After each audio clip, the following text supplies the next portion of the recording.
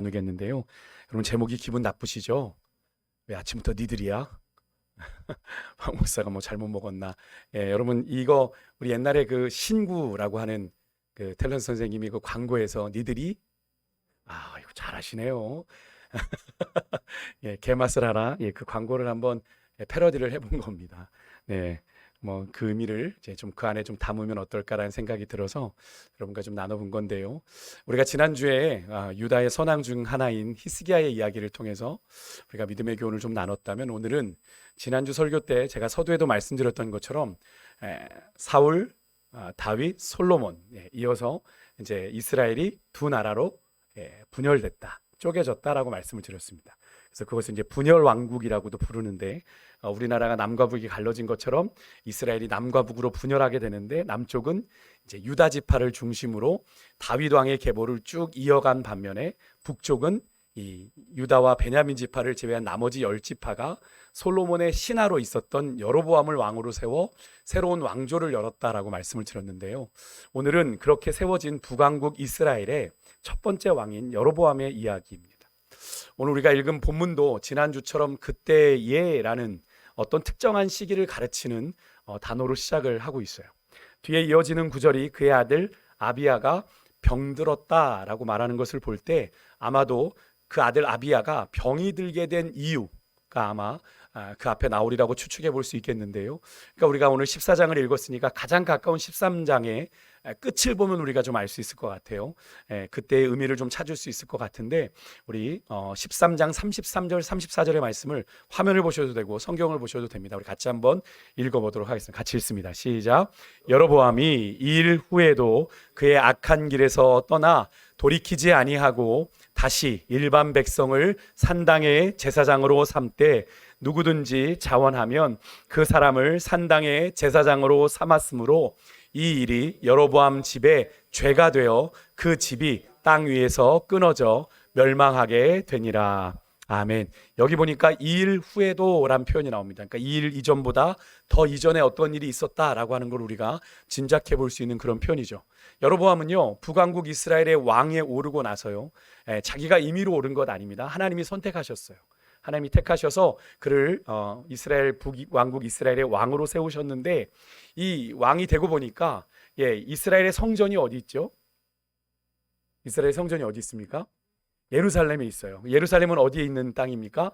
남왕국에 있는 땅입니다. 남왕국이요. 그러니까 북이스라엘의 사람들이 예배를 드리려면 어디를 가야 되는 겁니까? 남쪽으로 자꾸 내려가야 되는 거예요. 여러분, 오늘날로 치면 북한에 있는 사람들이 자꾸 남한을 드나들면 어떻게 되겠습니까? K-팝, 뭐 K-드라마, 요즘도 그런 거 자꾸 몰래 봐가지고 공개 처형당하는 그런 영상들이 종종 올라오는 걸 보게 되는데, 영향력이 있겠죠. 그래서 이 여로보암이 성전이 있는 예루살렘으로 자꾸 북왕국 백성들이 내려가니까, 그것을 막기 위해서 남쪽에는 베델, 저 북쪽에는 단, 성소를 임의로 만듭니다. 그러니까 성전을 대신할 수 있는, 예배 드릴 수 있는 성소를 만든 거예요. 거기에 또 그럴싸하게 금송아지 우상도 세웁니다. 이게 하나님이야. 예전에 우리 아론이 세웠던 금송아지 같은 그런 금송아지를 세우고, 또 제사장을 세우는데 일반 백성을 제사장을 세웁니다. 제사장은 누가 돼야 되죠? 레위 지파가 돼야 되잖아요. 그 레위 지파 중에 제사장이 돼야 되는데, 일반 백성을 그냥 자원하면 그냥 제사장을 세우는 겁니다. 근데 하나님의 그 이스라엘이 지키는 절기는, 이스라엘이 그냥 임의대로 지키는 건가요? 아니죠. 하나님이 정해주신 겁니다. 그죠? 하나님이 지키라 명하신 그 절기도 여로보암이 마음대로 정해요.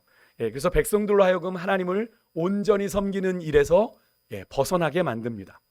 그것을 전제로 13장에 여로보암이 임의로 제사장이 해야 되는 제단에 분향까지 합니다. 그러니까 왕이 해서는 안 될, 제사장이 해야 될 일을 하는 가운데, 남왕국 유다에서, 그 당시에는 아직 초창기라 이 왕래가 자유로웠던 것 같아요.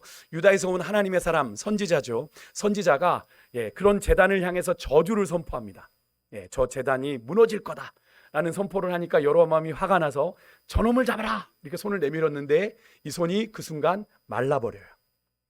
손을 잡아들이지 못하게 됩니다. 겨우 이제 여로보암이 놀라서 그 하나님의 사람에게 이것 좀 돌려주십시오, 원상태로 이렇게 부탁을 해서 은혜를 받아 이 손이 돌아오는 기적을 경험하게 되거든요. 즉 여로보암이 하나님이 보낸 사람을 통해서 하나님이 경고를 하심에도 불구하고 계속 이런 종교적인 악행을 저질러서 백성들을 다른 곳으로 오도하니까 하나님이 그 가문을 심판하시기로 작정을 하게 됩니다. 바로 그때에 이제 여로보암의 아들 아비야가 병이 들게 된 건데요.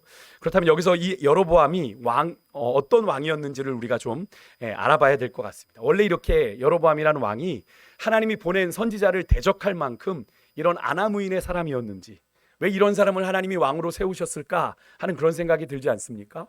우리가 앞에 11장 28절 이하에 보면 그가 하나님의 선택을 받을 때는요, 하나님이 그를 가리켜 큰 용사라고 했습니다.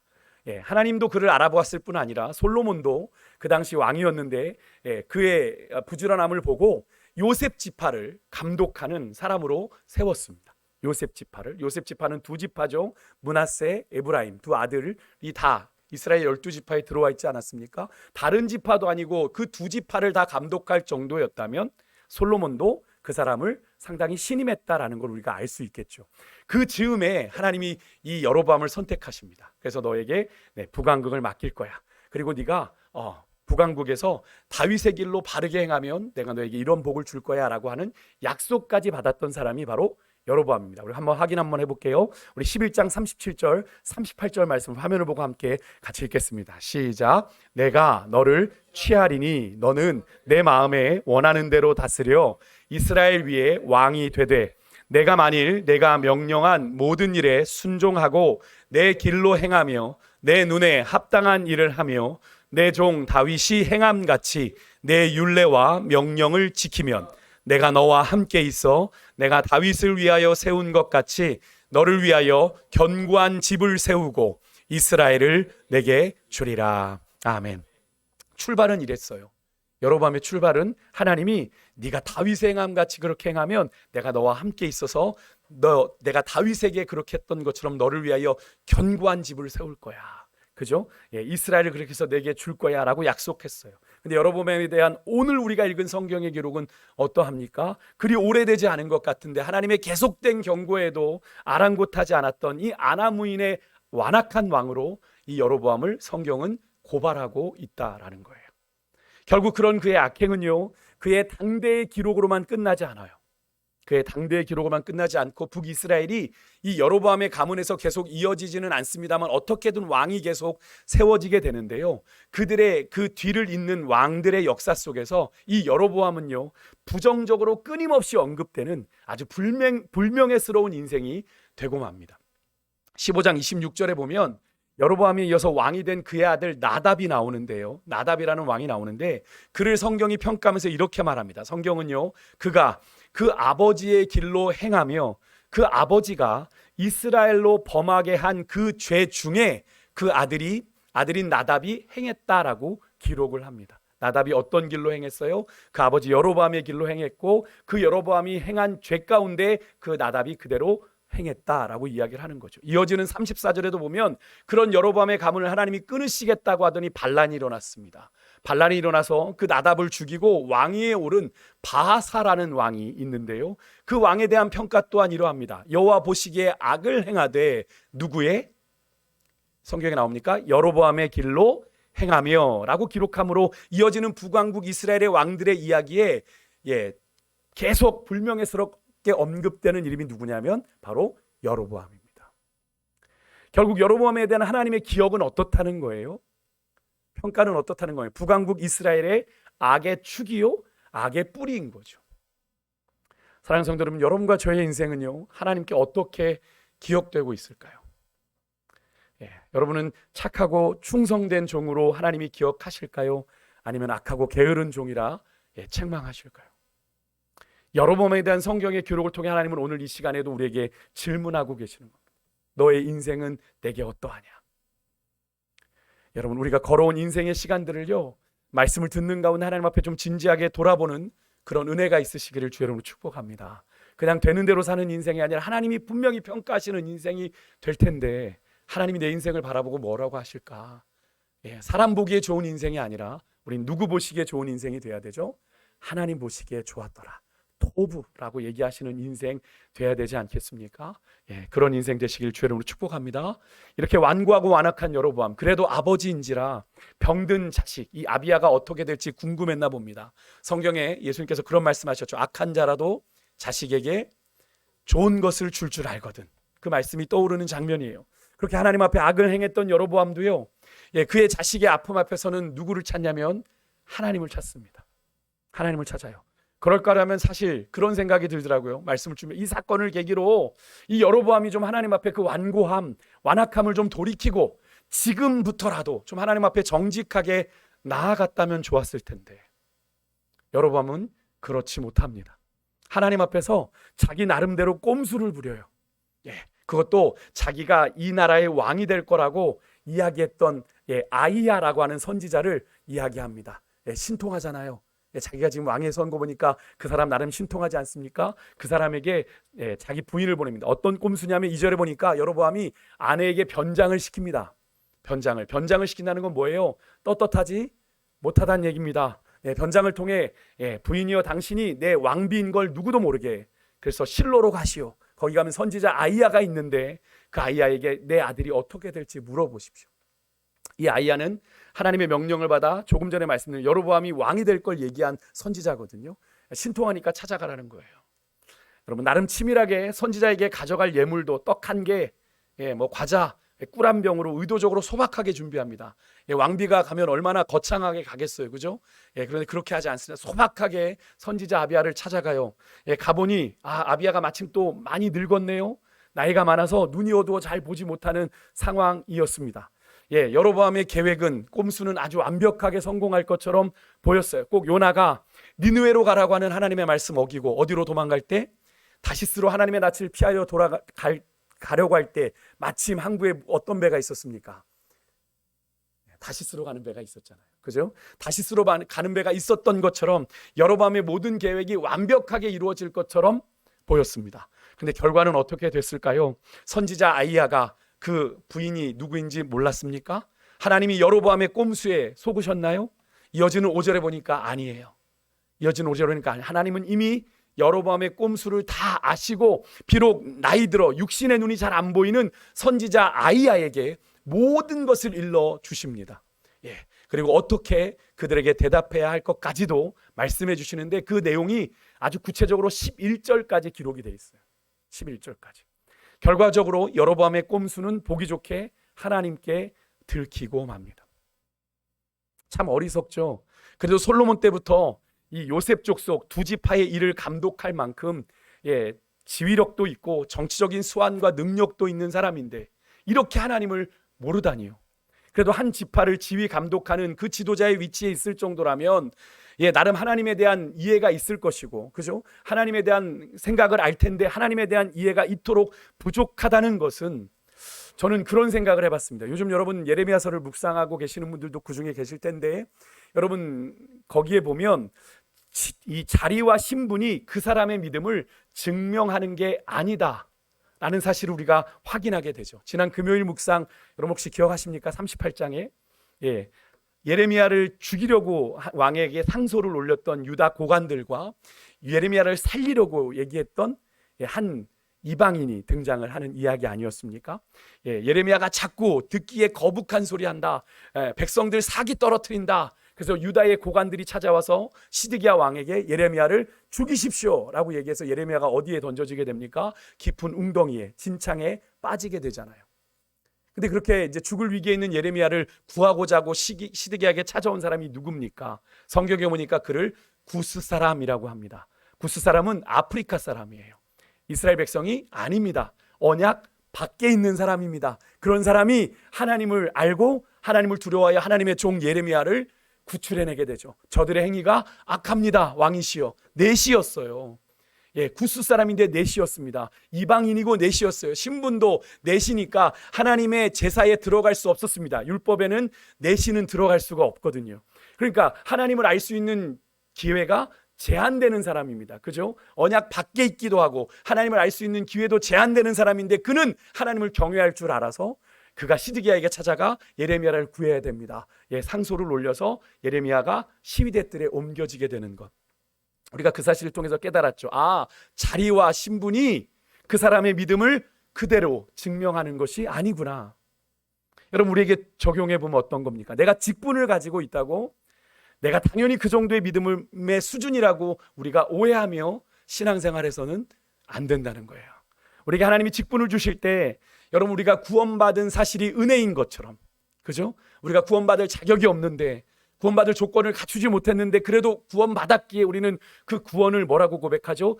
은혜라고 얘기하죠. 그죠? 그런 것처럼 우리가 직분을 받을 때도 마찬가지거든요. 우리가 직분을 받은 것, 목사, 장로, 권사, 집사, 그런 직분을 받을 우리가 자격과 조건을 갖춰서 하나님이 우리에게 직분을 맡기신 게 아니라고 사도 바울은 이야기합니다. 디모데전서 1장 12절에 보면 사도 바울이 뭐라고 얘기하냐면, 나를 어떻게 하셨다? 충성되이 여겨 내게 직분을 맡기심이니, 이렇게 말하고 있거든요. 여러분, 우리가 목사, 장로, 권사, 집사라고 하는 직임을 받은 것은 우리가 그런 자격과 조건을 갖추어서가 아닙니다. 물론 교단 헌법에 나와 있는 어느 정도 주일을 성수하고 11조를 하고 뭐 이런 기본적인 드러나는 자격 조건은 우리가 갖추었는지 모르지만, 우리의 믿음의 실상 말입니다. 우리의 믿음의 수준 말입니다. 그것이 우리가 그런 직분을 감당할 만큼이 돼서 하나님께서 우리에게 그 직분을 맡기신 것이 아니라, 부족하지만, 연약하지만 우리를 하나님이 어떻게 여겨주셨다? 충성스럽게 여겨주셨다. 이 충성이라는 말은 우리가 하나님 앞에 신실한 사람으로 인정해 주셨다라는 얘기예요. 이 충성이란 단어가 피스티스, 신실하다라는 뜻과 같이 일맥상통하거든요. 하나님이 우리가 하나님 앞에 신실하지 못한데 우리를 신실하다고 인정해 주셔서 우리에게 목사, 장로, 권사, 집사라고 하는 직임을 맡기셨다라는 사실을 우리가 잊어서는 안 되는 거예요. 여러분, 하나님은 다 아세요. 우리가 얼마나 연약하고 부족한지, 얼마나 모자란지. 그럼에도 그런 자격 없는 우리를 구원하사 하나님의 거룩한 자녀 삼아주시고 이렇게 거룩한 성직을 맡기신 건 정말 은혜죠. 여러분, 믿으십니까? 여러분, 그것을 믿음으로 깨달으셔야 돼요. 우리가 얼마나 연약한지 아는데 그 일을 맡기신 것, 우리를 믿어주신 거잖아요. 여러분, 이 은혜를 잊지 말아야 우리의 신앙이 변질되지 않는 거예요. 신앙이 변질되는 이유가 뭔지 압니까? 내가 그 직분에 맞다고 생각하는 순간 신앙이 변질되기 시작하는 겁니다.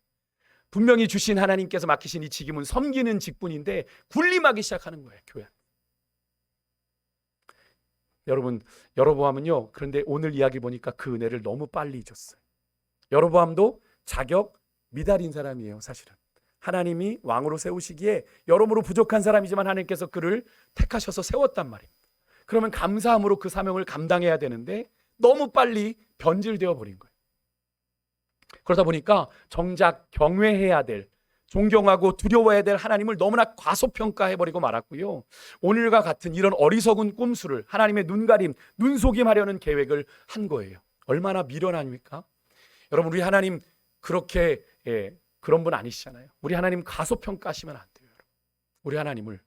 사실 오늘 본문에는요, 우리가 하나님의 전지전능하심을 알 수 있는 장면이 또 하나가 나와요. 조금 전 여로보암의 꼼수를 하나님이 미리 아시고 선지자 아이야에게 이야기하신 것처럼 말입니다. 오늘 우리가 다 읽지는 않았는데 너무 길어서 13절에 보면요, 여로보암의 아들 아비야가 결국엔 죽습니다. 죽어요. 결론이 죽습니다. 하나님께서 여로보암의 자손 중에서 이 아들 아비야만이 묘실에 들어갈 거다라고 이야기를 하시거든요. 거기에 보면 아비야만이 묘실에 들어가는 이유가 이렇게 나옵니다. 13절 떴죠. 이 여로보암의 집 가운데 그가 이스라엘 하나님 여호와를 향하여 어떻게 해요? 선한 뜻을 품었더라. 품었더라 이야기합니다. 왜 여로보암의 아들 아비야만이 묘실에 장사되었는지는 뒤에서 조금 더 자세히 다루기로 하고요. 여기서 우리가 하나님에 대해서 좀 짚고 넘어가야 될 중요한 사실이 뭐냐면, 여러분, 여로보암의 아들 아비야가 그의 마음에 어떤 것 품은 뭐까지도, 생각까지도 우리 하나님께서는 이미 알고 계셨다라는 거예요. 사랑하는 성도 여러분, 하나님은 우리의 생각까지도 다 아시는 분입니다. 마태복음 10장 30절의 말씀처럼 우리의 머리털까지도 세심받으신 하나님이시지만, 그래서 우리가 새벽에 묵상하는 예레미야 11장 20절에 보면 예레미야는 하나님을 이렇게 고백해요. 하나님은 공의로 판단하시며 사람의 마음을 감찰하시는 만군의 여호와여, 이렇게 고백합니다.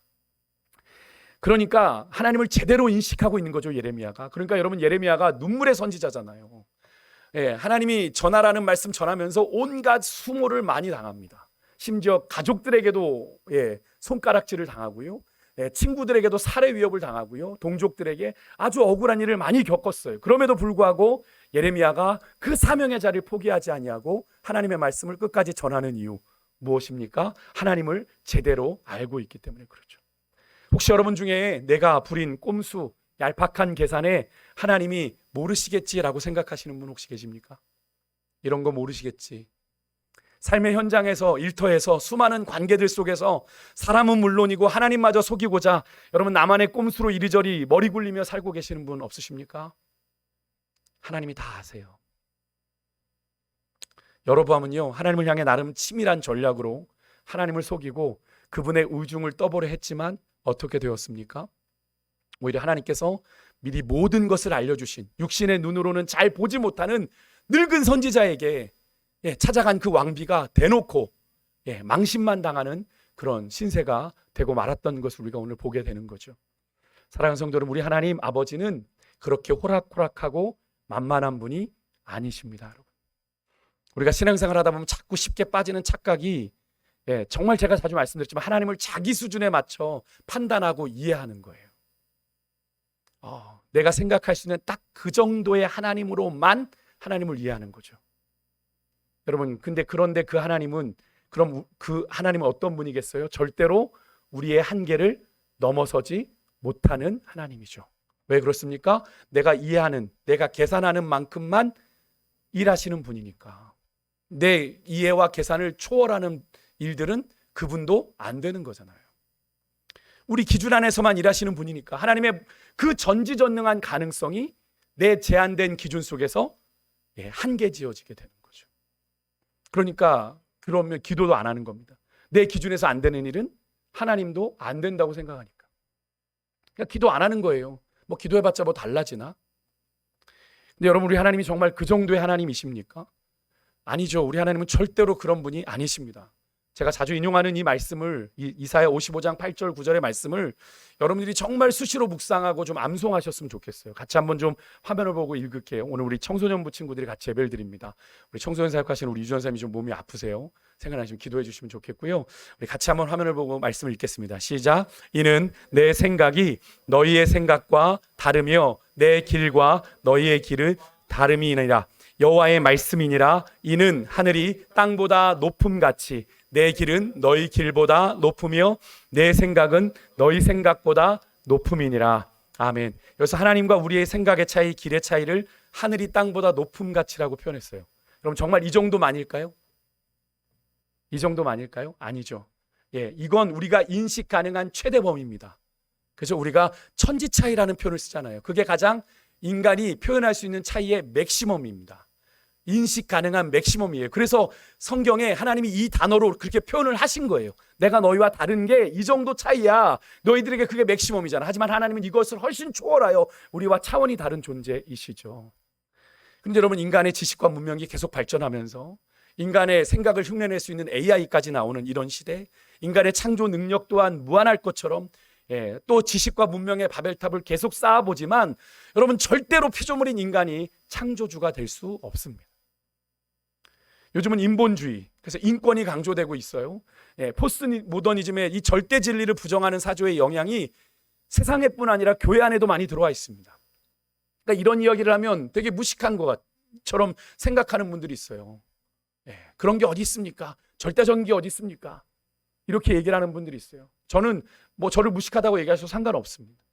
여러분, 그들의 신념을 따라 절대 진리를 거부하지만 그럼에도 불구하고 우리 예수님만이 절대 진리요, 유일한 진리요, 영원한 진리인 것은 부정할 수 없는 사실이니까요.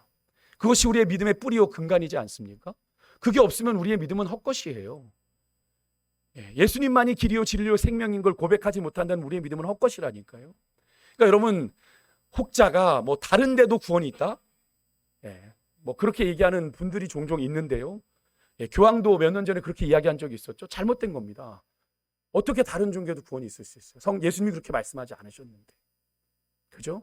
그게 무슨 영향인지 아십니까? 시대가 그렇게 바뀌어가는 거예요. 상대적인 거예요. 다른 길도 있다라고 얘기하는 겁니다. 다를 수도 있잖아? 한번 생각해봐 라고 얘기하면 은근슬쩍 던지는 거예요.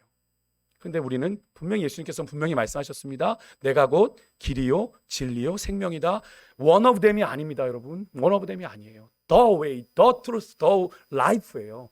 하나밖에 없는 고유한 명사를 이야기할 때 붙이는 그런 표현을 가지고 예수님이 말씀하셨다는 거예요. 그런데 우리가 그것을 인간의 가치 기준을 가지고 바꾸는 거죠. 시대가 그렇게 바뀌어가고 있어요. 근데 우리 인간들은 그런 발달된 지식과 문명의 이해 속에서 우리 그리스도인들도 거기에 영향을 받습니다. 그러니까 하나님을 내가 다 하고 있는 것처럼, 또 내가 완벽하게 이해할 수 있는 것처럼, 그렇게 자신들이 연구하고 이해한 것이 하나님에 대한 전부인 것처럼, 우리 설교의 홍수 속에 살잖아요. 말씀의 홍수 속에. 기독교 방송 4개, 유튜브 틀면 어느 교회나 접속할 수 있어요. 설교도 내가 취사 선택해서 들어요. 내가 듣고 싶은 것만 들어요. 예전엔 내가 다니는 교회 말씀만 듣다 보니까 그래도 그 말씀에 뭔가 흐름에 따라 들러졌는데, 이제 내가 듣고 싶은 얘기만 찾아만 설교 듣는 거예요.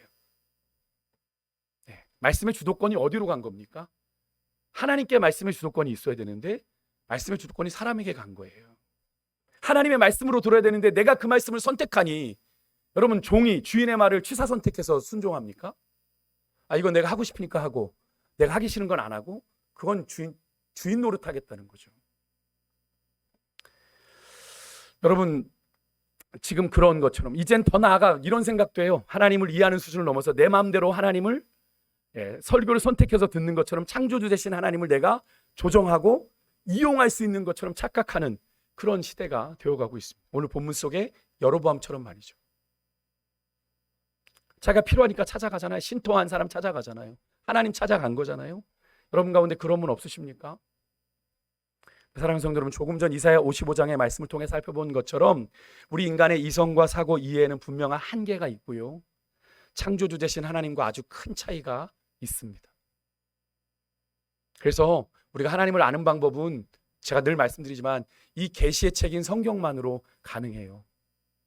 이 계시라는 걸 늘 말씀드리지만 뭔가 멀리 내다보는, 뭔가 예언하는 그런 계시라고 생각하시면 안 되고요. 이 계시라는 단어는 영어로 말씀드리면 리빌이에요. 리빌. 드러내 보여주는 것. 하나님이 자신을 드러내 보여주신 게 뭐예요? 성경이에요. 그래서 우리가 하나님을 알려면 성경을 읽어야 되는데, 성경은 덮어놓고 믿는 거죠. 내가 듣고 싶은 말씀만 들으면 하나님을 다 안다고 착각하는 거예요. 얼마나 어리석습니까? 우리 인간이 하나님 앞에서 그 어떤 것으로도 여러분 당장 내일도 장담할 수 없는 그런 연약한 존재라는 사실을 여러분 인정할 때, 거기서부터 하나님의 자녀로 우리가 여러분 값없이 부름받은 은혜와 구원의 삶이 제대로 시작될 수 있는 겁니다. 왜 제가 이런 말씀을 드리냐면, 여러분 구원받고 하나님의 거룩한 자녀된 삶은 삶의 주도권을 누구에게 내어드려요? 하나님께 내어드려요. 내게 있는 게 아니거든요. 그런데 자꾸 내가 하나님보다 앞서니까 내가 내 인생에 자꾸 뭐예요? 주도권을 잡으려고 하니까 인생에 문제가 생기는 거죠. 이런 피조물된 인간의 한계를 분명히 아는 사람은요, 하나님 앞에서 절대로 잔머리 굴리거나 꼼수 부리거나 어설픈 속임수 쓰지 않습니다. 오히려 하나님 앞에서 자신의 그런 한계를 정직하게 인정하면서 하나님의 도우심을 간절하게 구하게 되는 거죠. 왜? 안 되니까. 하나님, 이게 내 한계입니다. 도와주십시오. 혹 오늘 본문에서 여로보암이 선지자 아이야를 속이려고 했던 것처럼 당장 우리가 그렇게 하면 사람의 눈은 속일 수 있을지 모르겠어요. 그럴싸하게 내 주변에 있는 사람들의 눈은 속일 수 있는지 모르지만, 여러분 살아계신 창조주 하나님의 눈은 절대로 속일 수 없다라는 사실 여러분 분명히 기억하셨으면 좋겠어요. 사랑하는 성도 여러분, 시편 139편 1절에서 12절의 말씀을 좀 집에 가서 읽어보십시오. 너무 길어서 여러분과 함께 읽고 싶었는데 읽지 못하는데요, 거기 보면 하나님이 어떤 분인지를 시편 기자가 고백하는데요, 간단하게 요약드리면 그렇습니다. 하나님은 우리의 생각을 꿰뚫어 보시고 우리의 모든 행위도 다 아시며, 우리가 말을 뱉기도 전에 우리가 가지고 있는 생각도 다 아시고, 우리가 하나님의 낯을 피하여 저 땅 끝에 거해도 하나님은 거기 계시고, 우리가 어두움 가운데 숨어 어두움 가운데 우리가 나를 숨기려고 해도 그 어두움이 하나님 앞엔 낮이 된다라고 이야기를 해요. 여러분, 이것이 무엇을 의미합니까? 시편 기자는 알았던 거예요. 수천 년 전, 우리보다 훨씬 전, 수천 년 전에 살았던 이 시편 기자는 이미 그의 인생 가운데 하나님과 자신이 질적으로 다르다는 걸 알았던 거예요. 내가 아무리 하나님을 피해 도망가려고 해도 나는 하나님을 피해 도망갈 수 없는 그런 존재다 라는 것을 깨달은 거죠. 사랑하는 성도들, 이번 한 주간 우리가 하나님을 속이려 하지 말고 정직하게 주님의 부르심을 받들어서 한 주간의 삶을 살아감에 있어서 우리 모두가 좀 하나님을 온전히 두려워하고 경외할 줄 아는 그런 지혜로운 믿음의 백성들 되시기를 주의 이름으로 축원드립니다. 오늘 본문 속에서 하나 우리에게 더 주시는 교훈은요, 여로보암의 아들 아비야의 죽음에 대한 이야기인데, 아까 제가 서두에 뒤에서 살펴보겠다고 그랬죠. 오늘 본문에 보면 여로보암의 이 중단 없는 범죄의 대가가 그의 집안의 멸망으로 선포가 됩니다. 너 집안 그렇게 멸망당할 거야. 아까 읽었죠. 우리 13절 마지막 후반절이요. 12절에 오늘 본문 12절에 보니까 결과적으로 여로보암이 듣고 싶은 아이의 운명이 죽음이라는 것으로 선포가 돼요. 아이가 죽는다. 네. 죽음에 대한 부정적인 인식을 차치하고라도 오늘 이야기의 정황상 이 아버지 여로보암의 범죄로 인해 죄로 인해 아들 아비야가 병이 들고 죽게 된 것, 아비야에게 있어서는 부모에게 있어서 상당히 불행한 결말인 것처럼 보입니다. 그죠? 예, 자기 뜻과는 상관없이 그런 죽음을 맞이하게 된 거잖아요. 근데 13절에 보니까 그런 여로보암의 아들 아비야의 죽음에는 하나님의 다른 의도가 있었다고 그래요. 아까 13절 우리가 살펴봤지만 다시 한번 읽어봅니다. 시작. 온 이스라엘이 그를 위하여 슬퍼하며 장사하려니와 묘실에 들어가리니 이는 여로보암의 집 가운데에서 이스라엘의 하나님 여호와를 향하여 선한 뜻을 품었음이니라. 아멘. 왜 하나님 굳이 아비야만이 장사되고 묘실에 들어간다라고 말씀하시는 걸까요? 그렇다면 나머지는요? 나머지는 11절에 보니까 오늘 읽지 않았는데 여로보암에 속한 자가 성읍에서 죽는 자는 뭐가 먹어요? 개가 먹고 들에서 죽은 자는 새가 먹는데요. 이 말은 그들이 장사되는 거예요? 안 되는 거예요? 장사 못 되는 거죠. 그냥 죽은 채로 길바닥에 버려져 동물들의 밥이 되는 비참한 신세가 된다라고 말씀하고 있는 겁니다. 근데 그 여로보암의 아들 가운데 아비야만이 장사되고 많은 이들이 애통하며 그를 묘실에 들어가게 하는데 이유가 뭐예요? 13절에 저가 이스라엘 하나님 여호와를 향하여 선한 뜻을 품었다 라고 성경은 기록해. 결국 정리하면 뭡니까? 이렇게 여로보암의 아들 아비야가 일찍 아이로 죽은 것이 오히려 그의 인생의 복이다라고 말씀하고 있다라는 거예요. 하나님께서 여로보암의 가문을 아주 처절하게 그렇게 멸망시키기로 한 가운데, 그런 비참한 결말이 예고되어 있는 가운데 아비야를 일찍 따로 병으로 부르신 이유는 그 가문에서 유일하게 하나님을 향하여 선한 뜻을 품었기 때문이라고 말씀하시는 것은 하나님이 이 아비야만을 그 여로보암의 비참한 최후에서 어떻게 하신 겁니까? 구별하여 구원하셨다는 거죠. 아비야의 죽음이 육신의 눈으로 볼 때는 절대로 복이라고 할 수 없는 거지만 거기다가 아이의 죽음이니까 충분히 불행하다 말할 수 있는 거죠. 자녀가 부모보다 먼저 죽으면 부모는 자녀를 가슴에 묻는다고 하지 않습니까? 그렇지만 그 안에 숨겨진 하나님의 뜻을 볼 때 다른 자손들처럼 죽어 그렇게 동물의 밥이 되는 비참한 꼴을 당하지 않기 때문에 오히려 아비야의 죽음은 어떤 죽음이에요? 복 있는 죽음인 거예요. 지금 우리 눈앞에 펼쳐진 상황만 놓고 봤을 때는 우리가 그것을 분명 복이라고 말할 수 없는 상황이지만 믿음의 눈을 열면 보이는 하나님의 뜻이 있는데 아비야에게는 복된 죽음이었다라는 거예요.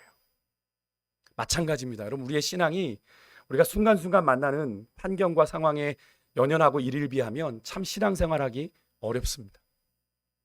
우리의 믿음이 그렇게 상황에 따라 잘 유연하게 민감하게 잘 반응하지 못하거든요. 여러분, 우리가 직면한 상황에 너무나 집중하면 우리의 믿음의 눈이 열리지 않습니다.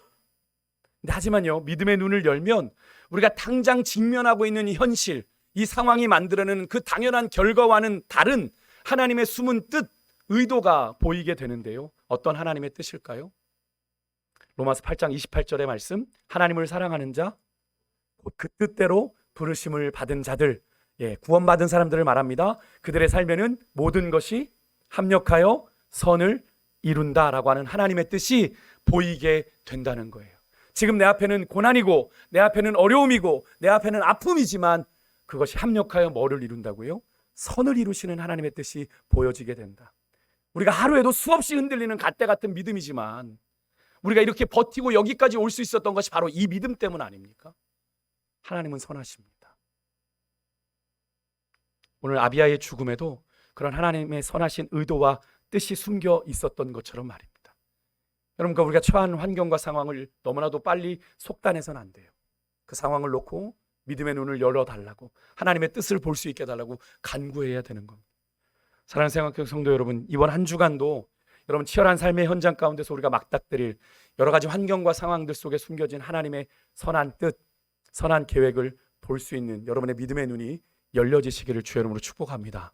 세상 사람들처럼 현실만 바라보고 낙심하고 일일비하고 업앤다운하지 마시고요.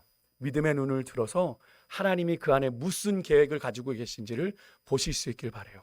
그래서 이번 한 주간 말씀 또 기도를 통해 또 예배의 시간들을 통해 알게 하시는 우리 인생을 향한 하나님의 선한 뜻을 우리가 말씀을 통해서도 발견하게 되고 기도하는 가운데서 깨닫게 되고 예배하는 가운데서도 알게 되는데 그 하나님의 뜻에 우리의 마음과 뜻을 맞추어서 한 걸음 한 걸음 동행하되, 저는 요즘 그런 말씀, 그런 단어를 좀 묵상하는데 믿음의 잔걸음이요. 여러분 그 잔걸음이 뭡니까? 발을 맞출 때, 그죠? 쓰는 잔걸음 이렇게 맞추죠. 높이뛰기나 넓이뛰기 할 때 잔걸음으로 출발해서 보폭이 확정되면 선수가 그 보폭을 해서 달려서 힘을 쏟아내는, 여러분 우리가 하나님과 우리의 보폭이 안 맞을 수 있는데 여러분 믿음의 잔걸음을 가지고 하나님의 뜻에 우리의 마음의 뜻을 맞추기 시작하면, 그렇게 주님과 동행하면 하나님이 우리의 삶의 걸음을 어느 순간 동일하게 이끌어 가시는 그 인생의 순간들을 경험하게 될 줄 믿습니다. 그게 바로 주님이 말씀하시는 형통한 인생이겠죠. 하나님 안에 누리는 인생 말입니다. 여러분의 모든 인생이 이번 한 주간 그런 삶이 되시기를 축복하고요. 우리가 그런 믿음의 고백을 담아 우리 아까 마지막 불렀던 우리 비준비하시니 우리 같이 찬양하고 주님 앞에 나아가기를 원하는데, 이 찬양은 우리의 믿음의 고백을 담은 찬양이에요. 특별히 여기 예루살렘아라는 건 여러분을 가리키는 거예요. 예루살렘아 여호와를 송축할 찬송할지어다. 내 하나님을 감사함으로 그 앞에 나가며 주 임재 앞에 경배해. 하나님을 인정한다라는 고백이잖아요. 주님은 그러신 분입니다. 위대하신 분입니다. 능력이 많으신 분입니다. 지혜가 무궁하신 분입니다. 인자가 영원하신 분입니다. 그 하나님께 경배하며 나아갑니다. 하나님, 내 삶을 당신의 뜻 가운데 인도해 주십시오. 내 삶에는 지금 비가 보이지 않지만, 비 내릴 기미가 보이지 않지만 구름 너머의 비를 준비하시는 하나님을 기대합니다. 그럼 그렇게 소망하는 마음으로 오늘 이 시간 여러분의 인생을 하나님 앞에 올려드리며 나아가는 그런 찬양이 되기를 소망합니다.